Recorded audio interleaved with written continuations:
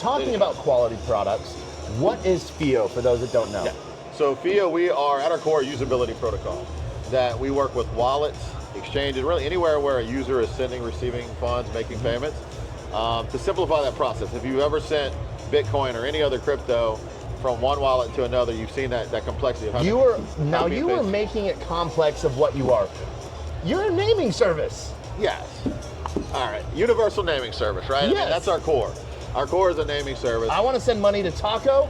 I just type in Taco into Trust Wallet.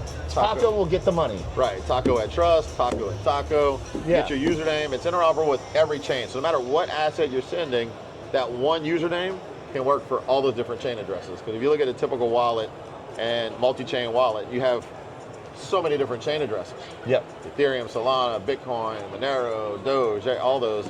And so imagine just having one username that represents all of that. Yeah. Stops you from sending the wrong address, stops you from sending the wrong chain. It's also very convenient too, because like for me, I save a little bit of crypto for my kids, you know, throughout time. And so my oldest daughter, for instance, if I want to send some Ethereum to her address, I don't have to look up what her Ethereum address is. I already know what her username is. Yep. Type it in, send it, it's done. Yep. And so it's good for like on a safety thing. If you have a vault, you could Taco's vault, and you could just send stuff to Taco's vault, or blockchain Wayne's vault. Yeah, absolutely. Like my cold storage wallet at home has a handle that I've linked to it. So if I'm here today and somebody pays me for something and I want to send that to the vault, right, to my cold storage wallet, I don't have to wait till I get home and check that address. Just type it in and send it. Yeah. And so that's one piece. We have a payment feature, which I've been pushing a lot lately. It's getting a lot of attention because it's very much like a PayPal or Venmo type experience for any crypto.